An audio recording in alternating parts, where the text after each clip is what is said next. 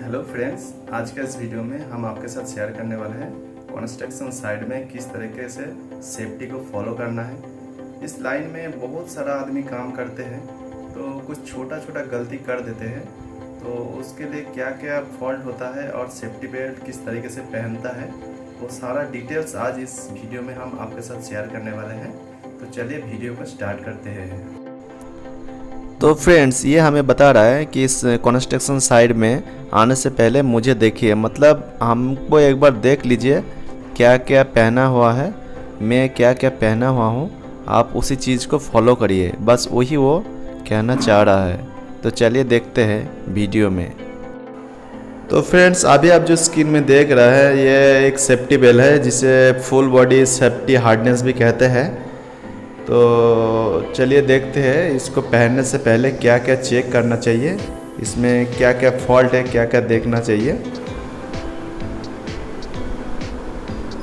तो सबसे पहले इसका लॉक जो होता है, लॉक को चेक करना पड़ता है कि लॉक कभी कभी ख़राब हो जाता है, बार बार दाबने से लॉक भी ख़राब हो जाता है। उसके बाद इसका जो रस्सी होता है, ये रस्सी 1 मीटर का होता है, ये रस्सी को चेक कर लेना है कहीं कटा कुटा तो नहीं है।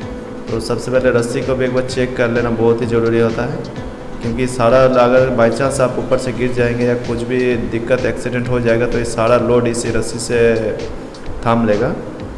तो इसको सबसे पहले सीधा करना है। देखिए ये जो नीचे दिख रहा है इसको पैर के साइड में लगाना है और उसके बाद कुछ इस तरीके से इसको पहनना है। जो हाथ में इधर घुसाने वाला है हाथ में घुस जाएगा। उसके बाद पैर का जो है ये कि ऊपर में है तो इसको चेस्ट के पास इसको लगा देना है, यहाँ दोनों हुक सिस्टम दिया है। उसके बाद एक वो जो है नीचे से आएगा, पैर का एक साइड से नीचे से आ करके फिर इसमें इस तरीके से लग जाएगा, दोनों साइड से लगाना है।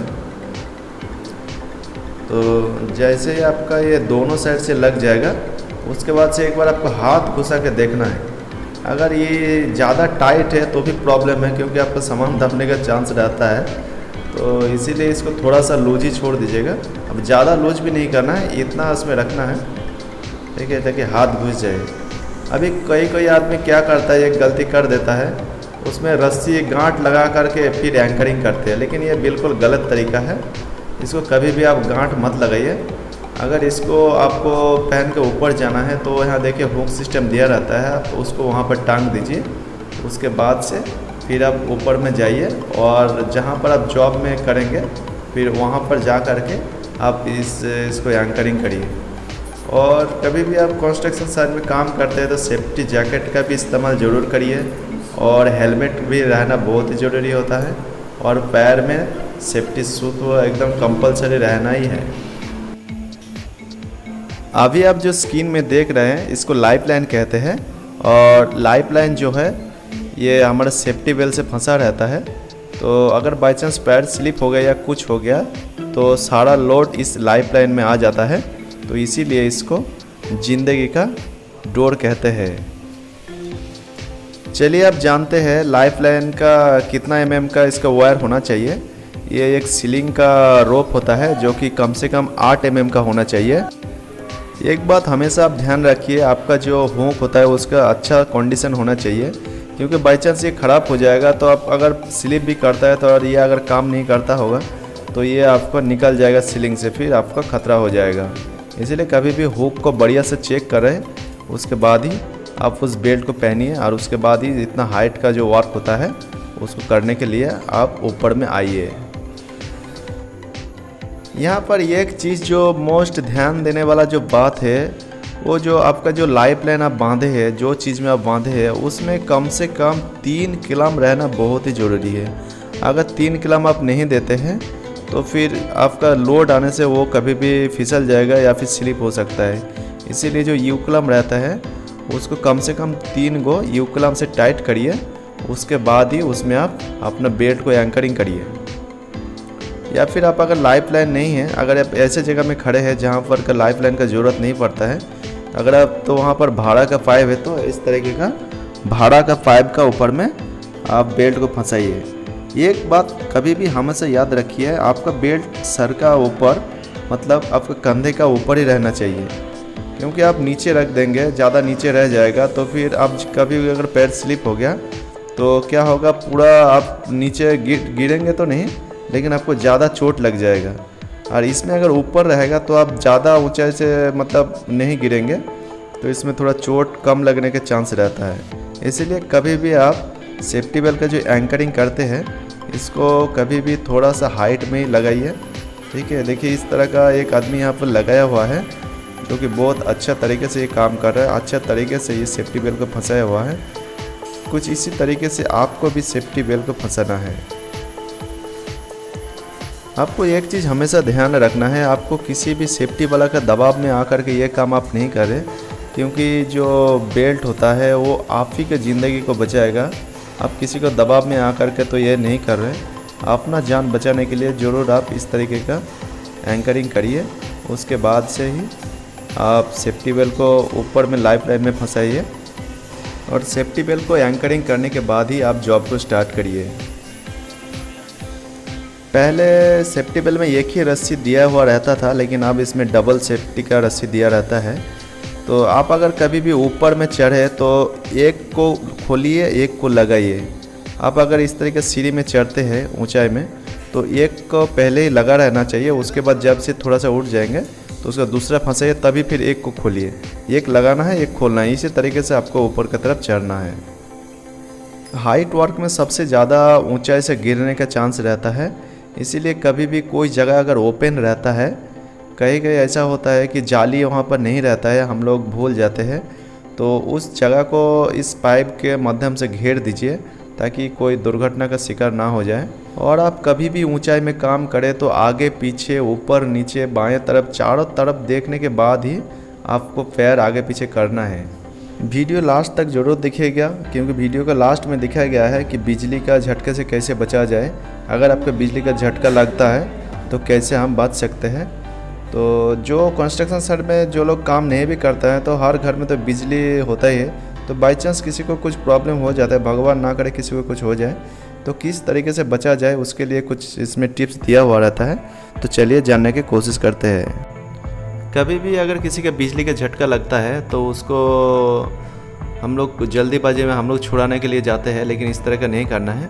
उसको अगर आसपास में लकड़ी है तो लकड़ी से उसको हटाना पड़ता है, जैसे कि आप स्क्रीन में देख पा रहे होंगे। हम लोग को हाथ से नहीं छूना है, उसको लकड़ी से थोड़ा सा हटाना है। अगर लकड़ी नहीं है तो कुछ कपड़े का कुछ चीज़ होगा तो उस चीज़ से भी आप टान सकते हैं। और आपका अगर घर में अगर कोई पॉइंट बहुत नीचे में है तो वो बहुत ही डेंजर होता है, जो आप लोग मोबाइल चार्ज के लिए या फिर कहीं से भी देखिए कुछ इस तरह वीडियो हमको दिख रहा है। ज़्यादा नीचे आपको पॉइंट को करना नहीं है, क्योंकि बच्चा लोग होता है कुछ भी उसमें डाल देता है लोहे का, तो उसमें भी शॉर्ट लग जाएगा।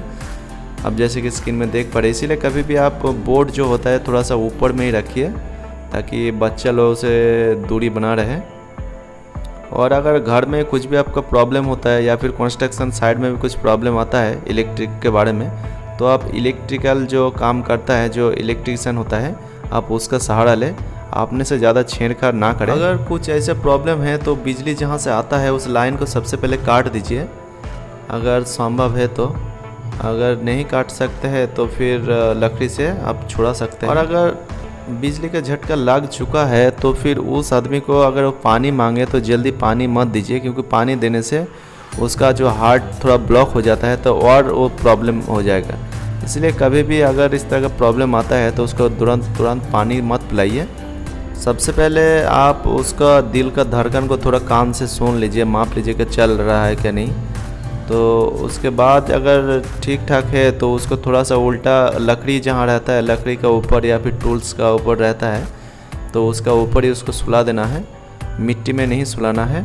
उसको हाइट में करके थोड़ा लकड़ी का ऊपर ही सुला दीजिए।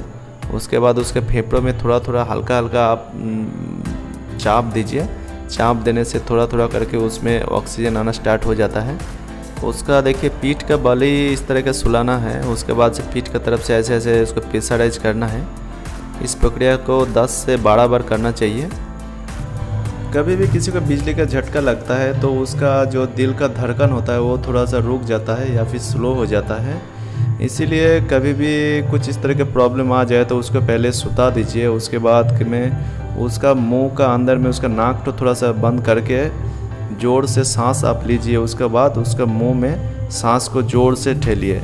इस तरह का प्रक्रिया को आपका 8 से 10 बार करना है।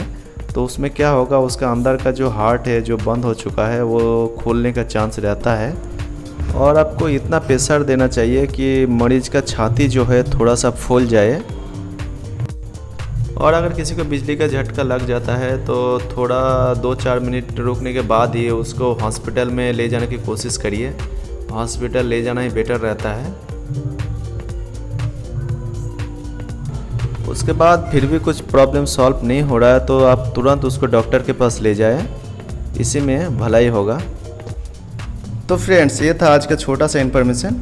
वीडियो अगर दिल से पसंद आए तो लाइक करिए, शेयर करिए दोस्तों के साथ। अगर आप हमारे चैनल में नए हैं तो चैनल को सब्सक्राइब करके बेल आइकन बजा दीजिए ताकि वीडियो का नोटिफिकेशन सबसे पहले आपके पास पहुंच सके। तब तक के लिए टेक केयर, गुड बाय। फिर मिलते हैं नेक्स्ट वीडियो में।